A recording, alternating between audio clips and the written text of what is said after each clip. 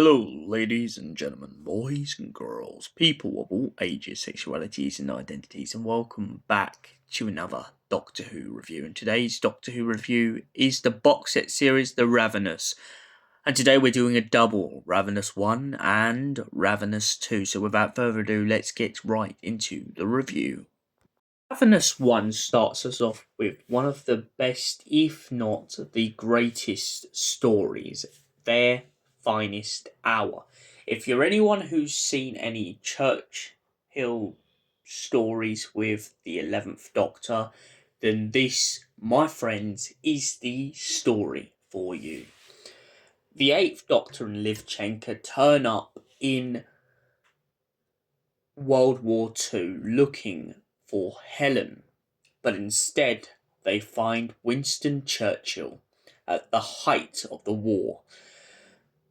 The Doctor keeps mentioning to him that he can't exactly help him out with the war effort, in the sense that he's too worried that Churchill will use it to win the war and correct events and pretty much start future wars that would never have happened.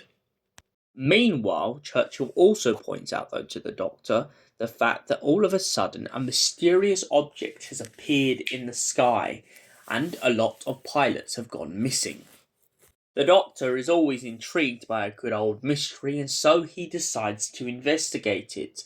After hearing about these mysterious beams striking down these aircrafts, Liv and the Doctor go up into the sky in Spitfires searching for this spaceship. Upon coming across it, they learn that the species in the spaceship aren't supposed to be there, and of course, as they're not a war-liking race, well, not to this extent, they are breaking some kind of universal code. The Doctor gives them a warning, but after they refuse and take Liv and a pilot hostage, the Doctor is left with no option but to go nuclear on them. They begin to shoot down the craft whilst Liv and the pilot get away. By jumping at the spaceship with parachutes, Liv and the Polish pilot find themselves back in Baker Street trying to communicate with the species in hopes that they can find an answer to the problem. When they realise that something's wrong, the spaceship begins to fall on London, but is luckily saved by a beam which pretty much transports it and recalls it back to its home planet. The Doctor and Liv return back to Churchill, seeing it as a happy occasion, all until Liv learns that one of the pilots that went up in the sky and survived went back on a mission and died. This leaves her rather distraught, and the Doctor decides to find something else to pretty much preoccupy her mind until they take off again looking for Liv. The next story in this box set, How to Make a Killing in Time Travel, is a very interesting story. We follow a scientist that has been given money by some sort of gangster / mob boss who is attempting to make a device in which they can travel back in time and correct and alter the patterns of history. But the stabilizers aren't very stabilized. Meanwhile, a queen has tried to interrupt in the process, getting a spy to infiltrate and steal the device for themselves. But of course, the scientist involved with making the time machine is very stressed by the fact of all the time it's taken to build the device. After being called a liar by her boss, she decides to kill him and tries to cover it up. The Doctor suggests using the porter to go wherever this guy is. He eventually starts to suspect that she killed her boss. Rather than say anything out of respect, he tries to make a truce between the Queen and everyone else that's on this space station in hopes that things will go well. But of course, the space station begins to crash and all hell breaks loose. The Doctor's only solution is to interfere with the affairs of an assassination attempt and hope that they can bring things to a subtle and brief ending. The scientist, disgraced and upset, finds herself facing charges for murder. She tries to convince the doctor not to put her in jail, but of course, at the end of the day, the doctor knows that everyone who's a fool must learn and take their penance. The fourth story in this box set, World of Damnation, is a very interesting and intricate story about being trapped in an asylum. It turns out that Helen and the 11 had crash landed on a planet at some point over 6 months, and when they got there, they ended up finding themselves getting locked up in a facility.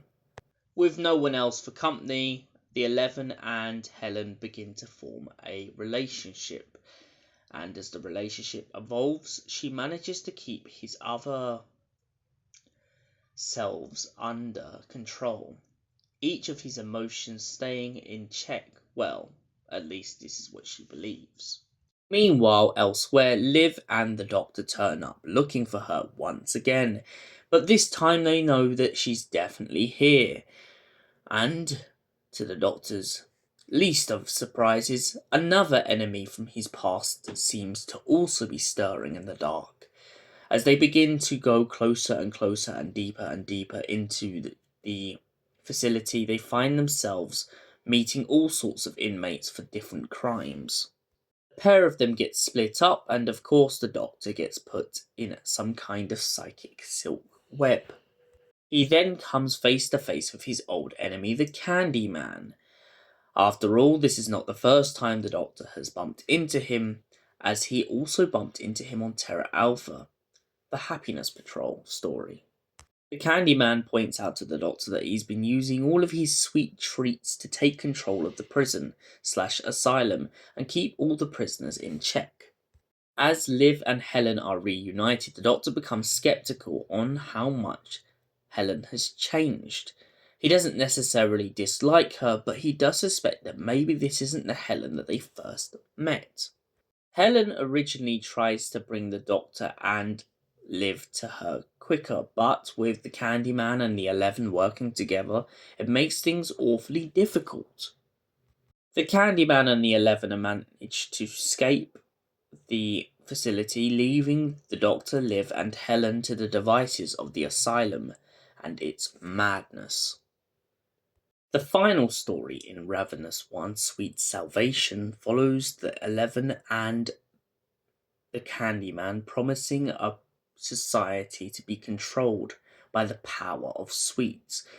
But as the Candyman is up to his old tricks, anyone who disagrees with him and the 11 he has poisoned with sweet kind of incentives. He's been using them to explode them from the inside out. Meanwhile, the 11 has captured a time-sensitive / mental abilities young man who can pretty much persuade people with his mind that they are making the right decision.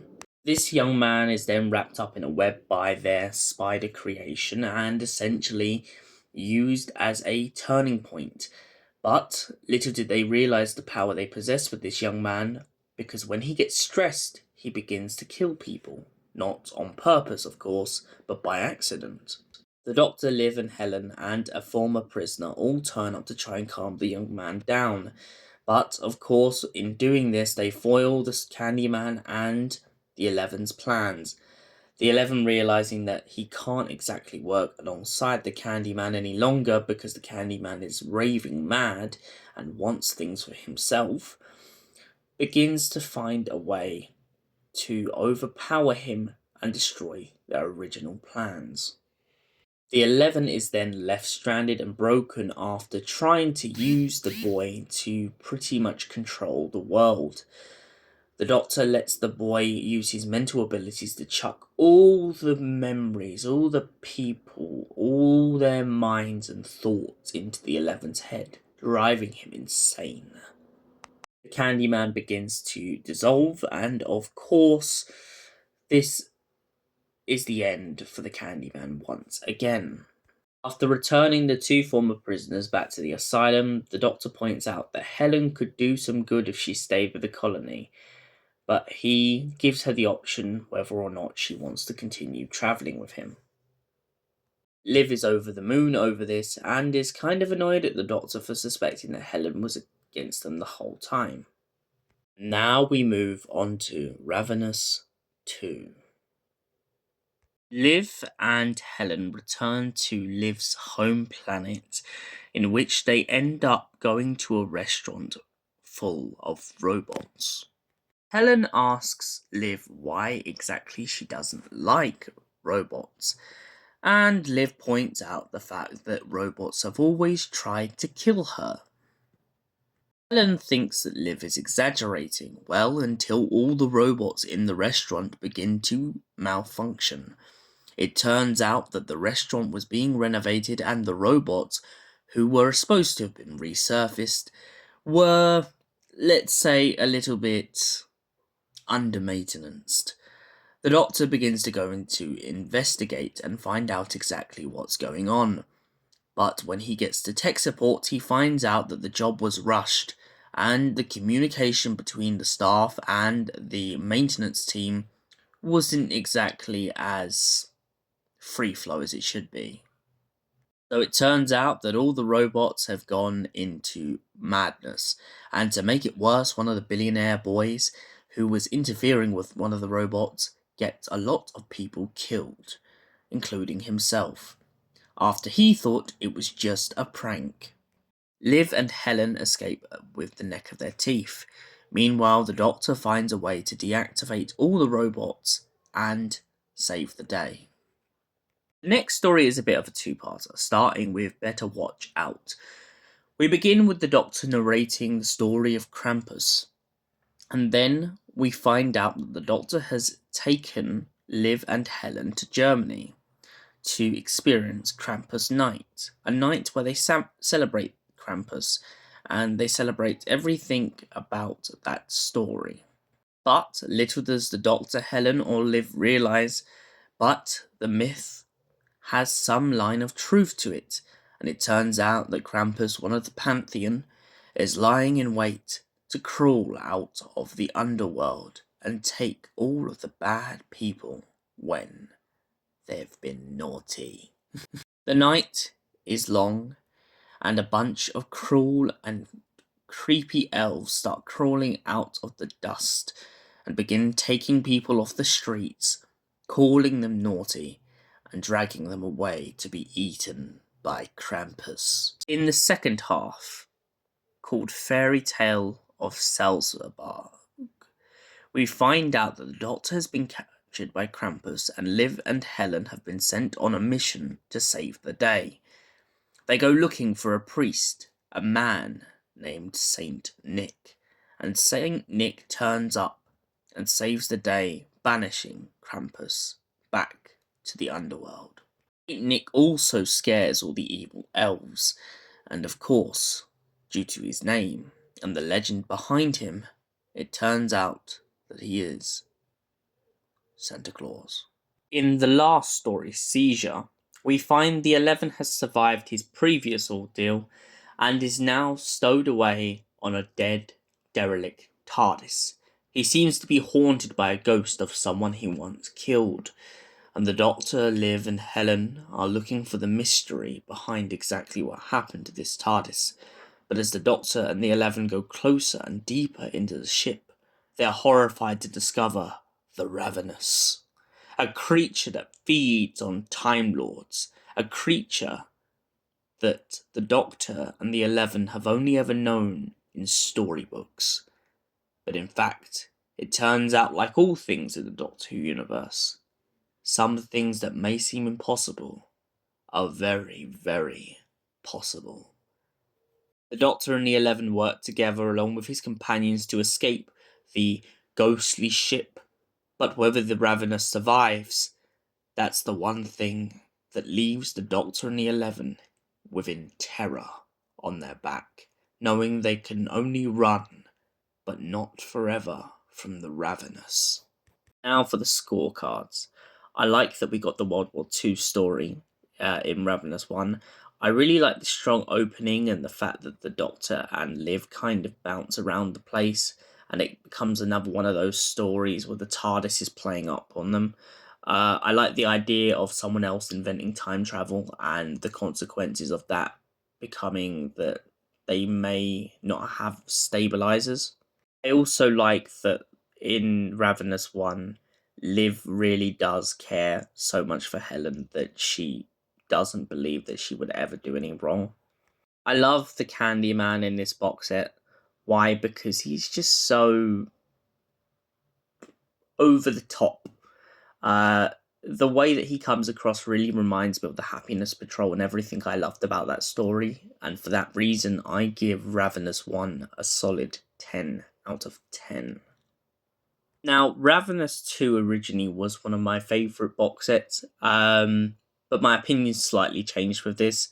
I really like the killer robots. I've always loved the robots of death, so please do not throw hands on me. It has always been the brilliantness of those robots, and I really love that that still comes across even in this box set.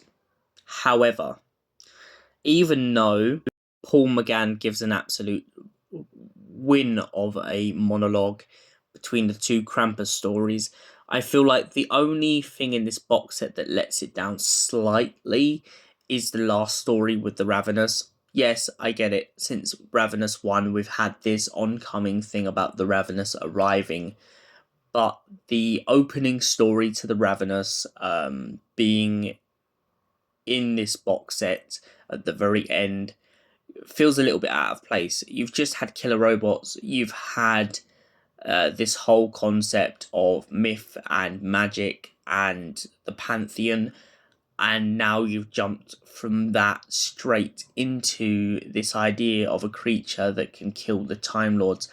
Yeah, I get it, but it feels flat, and it feels like something that kind of could have worked a little bit better if it had been in another box set, or maybe even the next box set. But sadly for me, that's why I have to mark this down a little bit, and for that reason, I give Ravenous 2 a 6 out of 10. Thanks for watching. We'll see you in the next Doctor Who review. Until then, stay beautiful, stay gorgeous, and Alonzi, my fantastic Whovians.